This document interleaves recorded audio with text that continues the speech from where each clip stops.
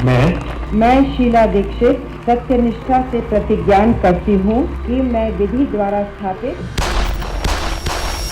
तारीख 31 अक्टूबर 1984 इंदिरा गांधी की उनके ही बॉडीगार्ड्स ने गोली मारकर हत्या कर दी। ये घटना भारतीय राजनीति में एक बड़ा मोड़ लेकर आई।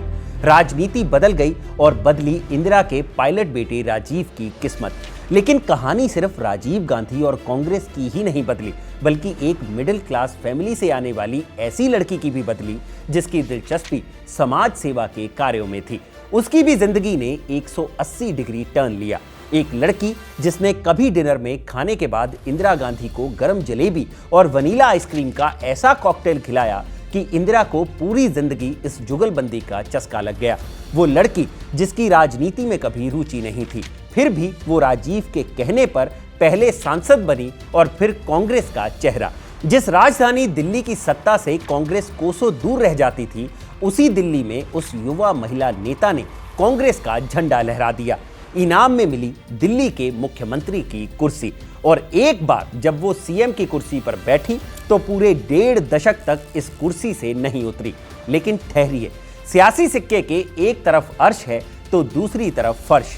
15 साल बाद जब दिल्ली की पिच पर एक नौसिखिए नेता ने यह सिक्का उछाला तो 15 साल तक सीएम रही उसी नेता के पक्ष में आ गया फर्श। एक दिग्गज नेता जो दिल्ली में कांग्रेस की पर्याय बन गई थी, एक बार जब पहली बार के नेता के हाथों सत्ता से बेदखल हुई तो फिर राजनीतिक परिदृश्य से कुछ यूं ओझल हुई जैसे जनवरी की हाड़ गलाती ठंड में आसमान से सूरज ओझल होता है। नमस्कार, मैं हूं भूपेंद्र सोनी और आप देख रहे हैं खबरगांव। और ये किस्सा है 15 बरस तक दिल्ली पर राज करने वाली दिग्गज नेता शीला दीक्षित का।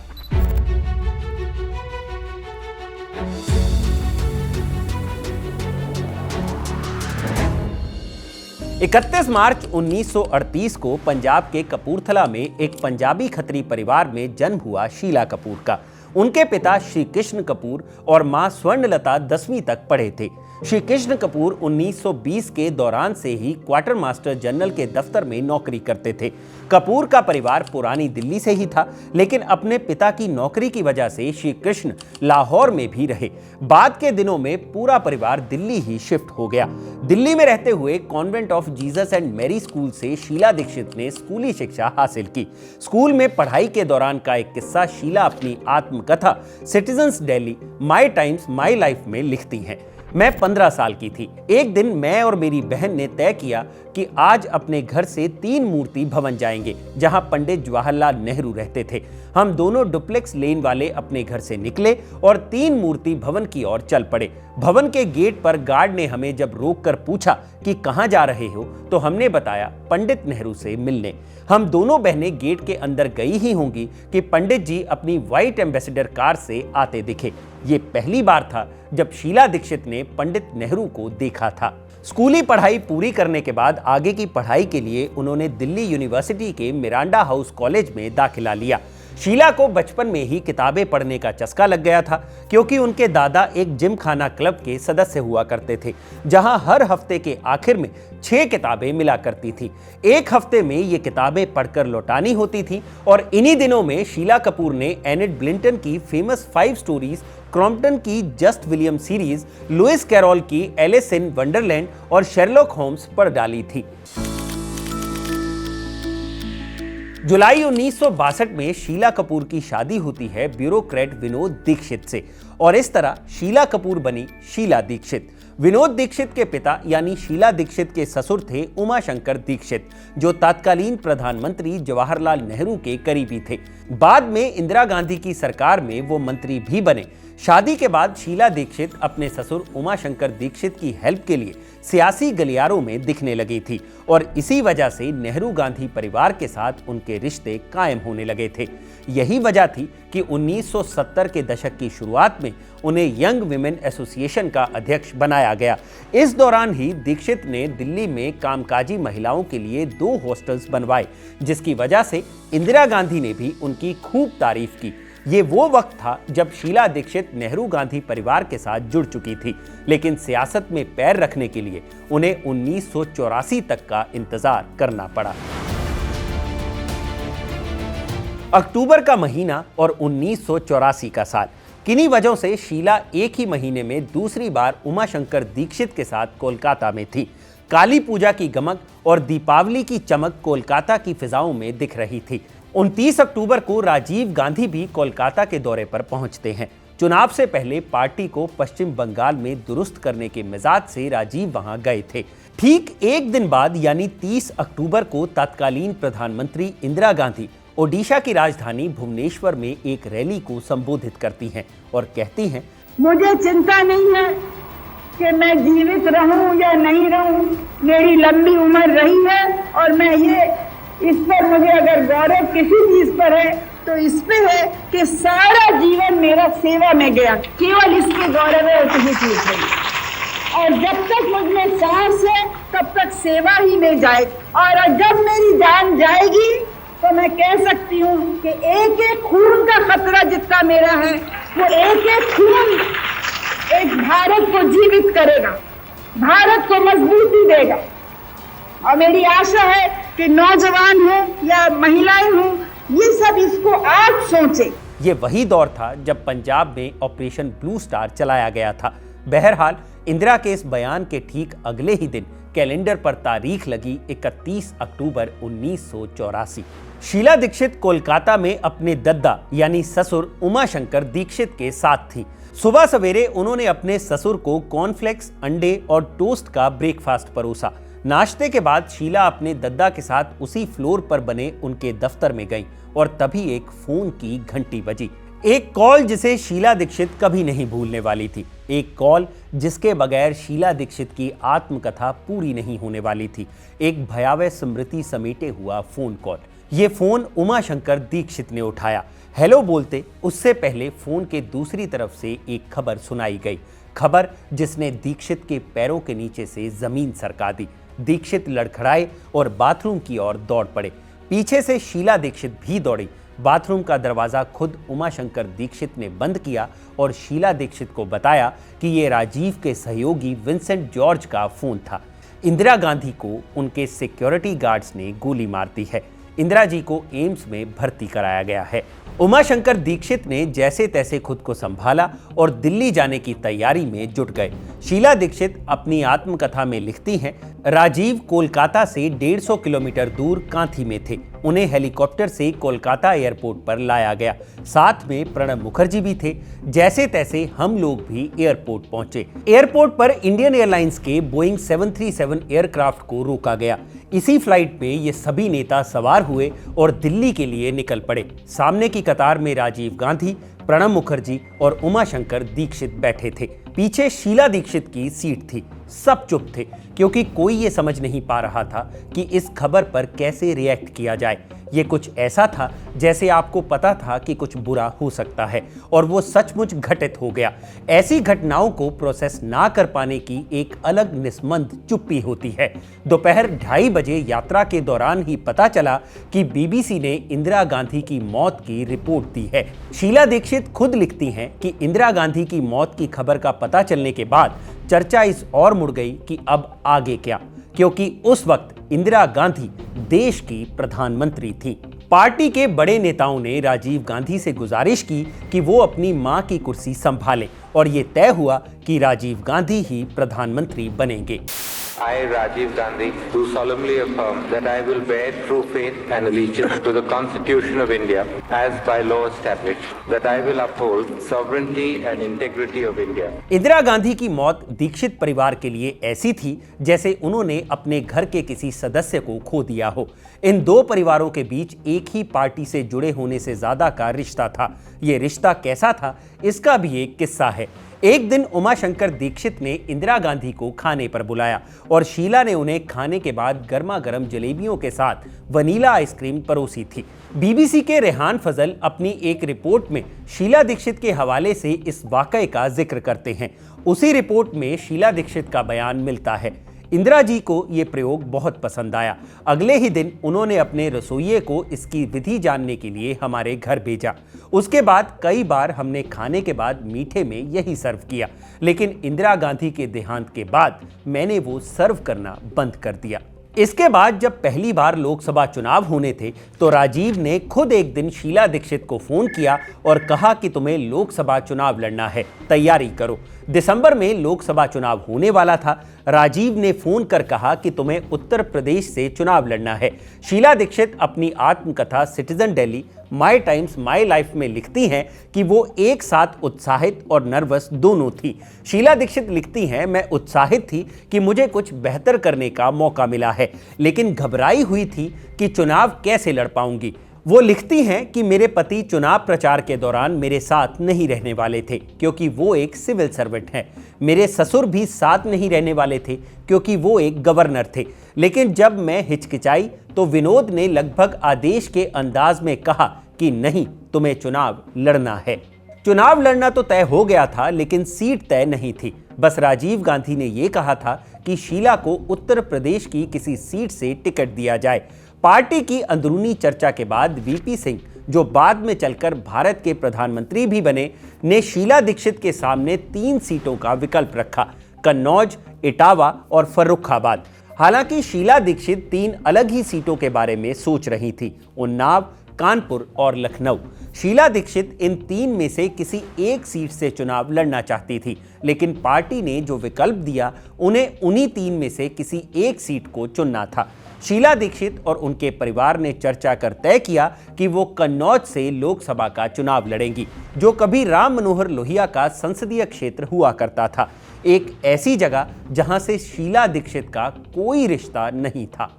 शीला अपनी बायोग्राफी में आगे लिखती हैं, मैं जब दिल्ली से कन्नौज के लिए निकली तो हम बीच में पहले कानपुर रुके क्योंकि मैं चाहती थी कि कन्नौज का कोई ऐसा शख्स मिल जाए जिसे हम थोड़ा बहुत जानते हों।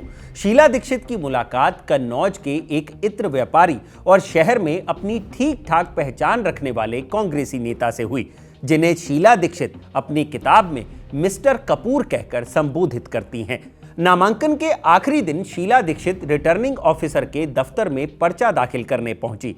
ठीक उसी वक्त तत्कालीन कन्नौज सांसद छोटे सिंह यादव भी नामांकन करने पहुंचे थे। छोटे सिंह लोकदल के नेता थे। नामांकन में शीला दीक्षित के समर्थन में कांग्रेस की भारी भीड़ उमड़ी थी। असल में ये भीड़ कन्नौज सीट की पहली महिला कैंडिडेट को देखने आई थी, वो भी ऐसी कैंडिडेट जिसे दिल्ली से खुद प्रधानमंत्री राजीव गांधी ने भेजा था। वोटिंग हुई और चुनाव नतीजे आए तो शीला दीक्षित के माथे पर शिकन नहीं बल्कि खुशी की झलकियां थी। 1984 के उस चुनाव में कन्नौज सीट पर कांग्रेस उम्मीदवार शीला दीक्षित को 1,99,621 वोट मिले। दूसरे नंबर पर लोकदल के छोटे सिंह यादव रहे, जिन्हें 1,37,806 वोट मिले। कुल जमा बात यह थी कि शीला दीक्षित को करीब 63,000 से ज्यादा वोटों से जीत मिली थी। 84 की जीत ने राजनीति में शीला दीक्षित के पहिए को तेजी से आगे बढ़ा दिया। उस चुनाव में कांग्रेस को बहुमत मिला, सरकार बनी और राजीव गांधी उसके प्रधानमंत्री। India is an old country but a young nation. I am young and I too have a dream. 2 साल सरकार चलाने के बाद 12 मई 1986 को राजीव गांधी ने शीला दीक्षित को संसदीय कार्य मंत्रालय में राज्य मंत्री बना दिया।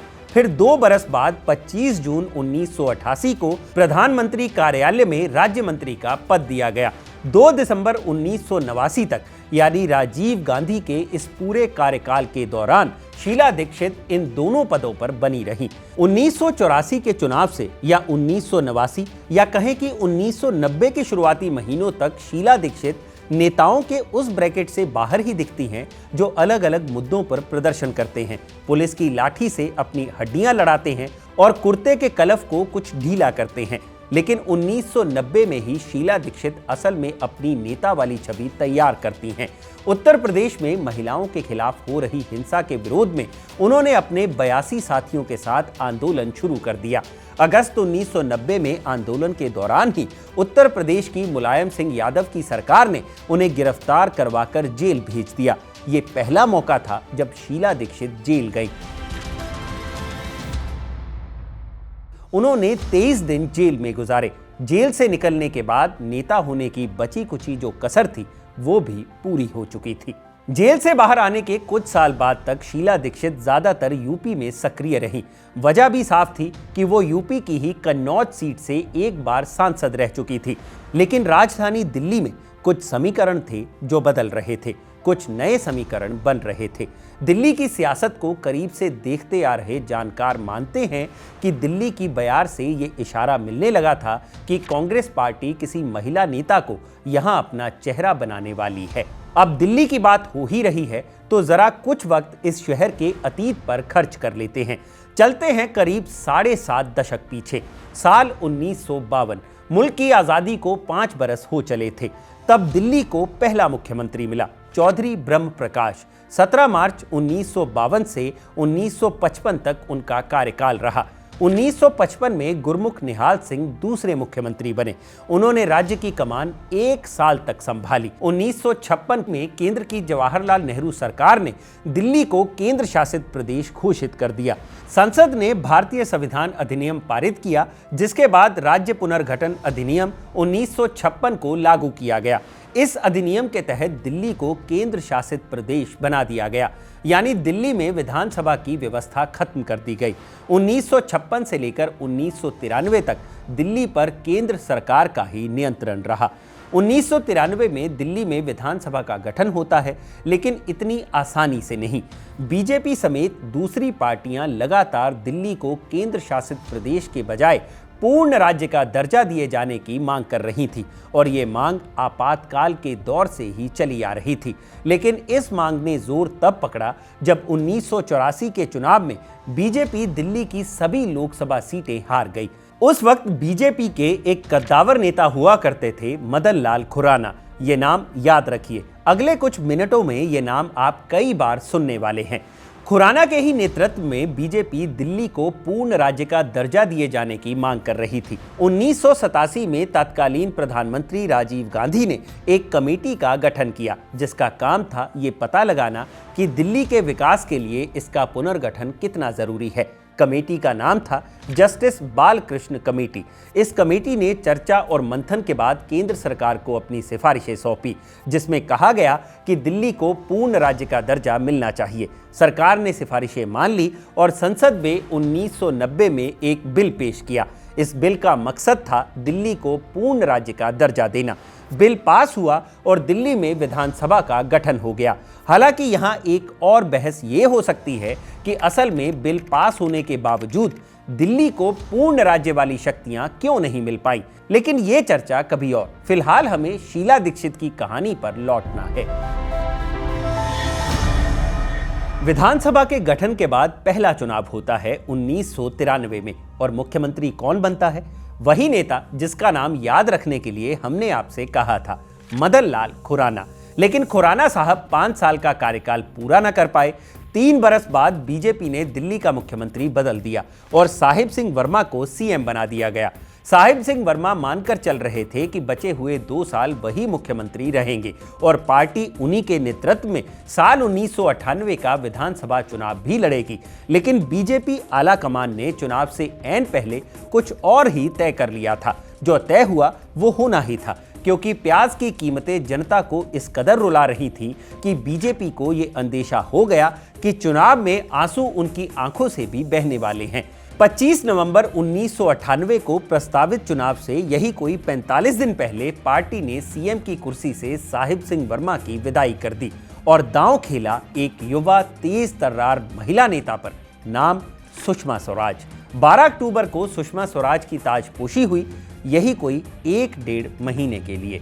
अब आप सोच रहे होंगे कि कहानी तो शुरू हुई थी शीला दीक्षित की, लेकिन ये बीच में दिल्ली के मुख्यमंत्रियों का लिस्टिकल क्यों खोल दिया? क्योंकि दिल्ली की सियासत में शीला दीक्षित के दाखिले की जमीन जो समझानी थी। अब माहौल देखिए, दिल्ली की मुख्यमंत्री बन गई थी सुषमा स्वराज। बीजेपी स्वराज के ही चेहरे पर विधानसभा चुनाव में उतरने वाली थी। दूसरी मुख्य पार्टी थी कांग्रेस। कांग्रेस आला कमान ने भी तय किया कि जब बीजेपी एक महिला चेहरे के साथ चुनावी मैदान में उतरी है तो वो भी एक युवा और तेज तर्रार महिला चेहरे के साथ ही मुकाबले में कूदेंगे। सो हुआ भी यही। कांग्रेस ने शीला दीक्षित को दिल्ली कांग्रेस का अध्यक्ष नियुक्त कर दिया। तब तक कांग्रेस की कमान सोनिया गांधी के हाथों में आ चुकी थी। तो क्या शीला दीक्षित पर दांव खेलकर कांग्रेस निश्चिंत थी? जवाब है नहीं, क्योंकि ठीक उसी 1998 के लोकसभा चुनाव में शीला दीक्षित को बीजेपी के लाल बिहारी तिवारी ने पूर्वी दिल्ली लोकसभा सीट से चुनाव हरा दिया था। बावजूद इसके कांग्रेस ने उन्हीं को चेहरा बनाकर विधानसभा चुनाव में उतरने का फैसला किया।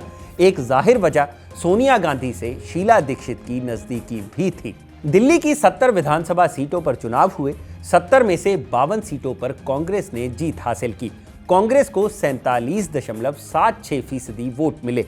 बीजेपी ने 34% वोटों के साथ 15 सीटों पर जीत दर्ज की। एक सीट जनता दल के खाते में भी आई। 2 सीटों पर निर्दलीय उम्मीदवारों ने बाजी मार ली।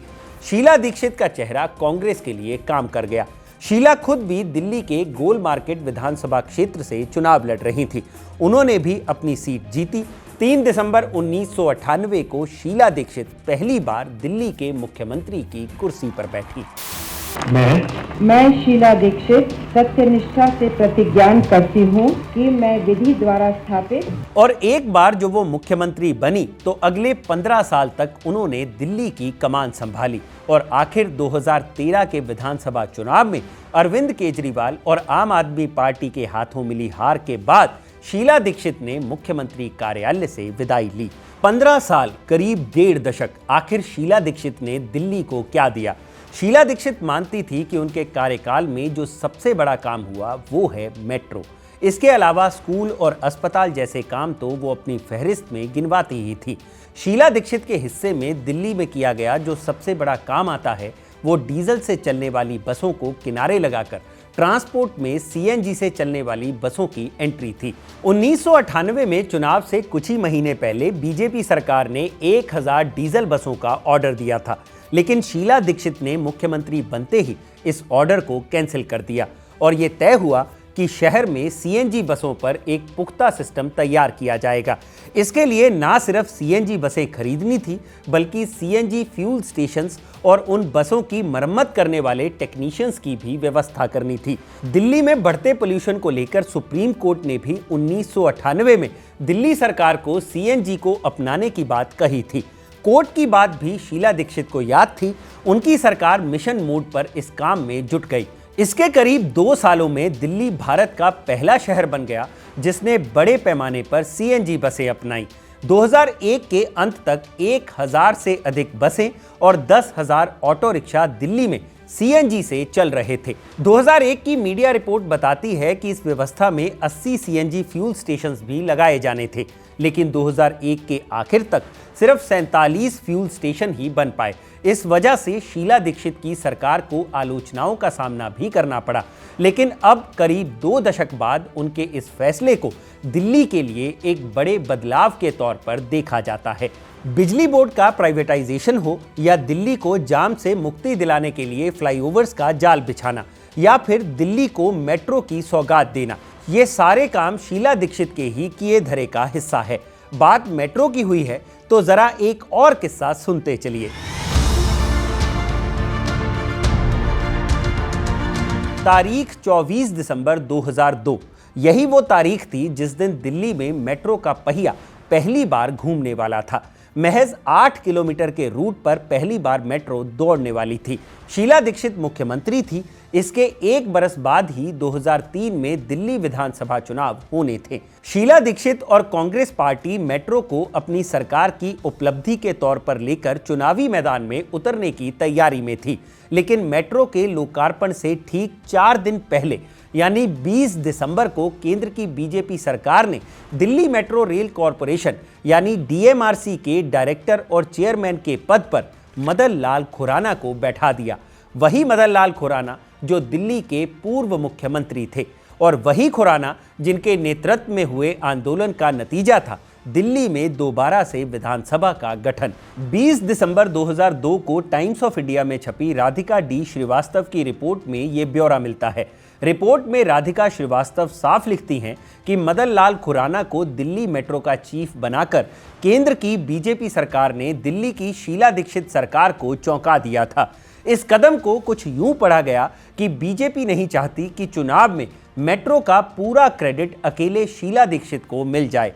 तब सियासी तौर पर जो भी लड़ाई छिड़ी हो, लेकिन आज दिल्ली में लाखों लोगों के लिए मेट्रो ट्रैवल करने के लिए एक बड़ी राहत है।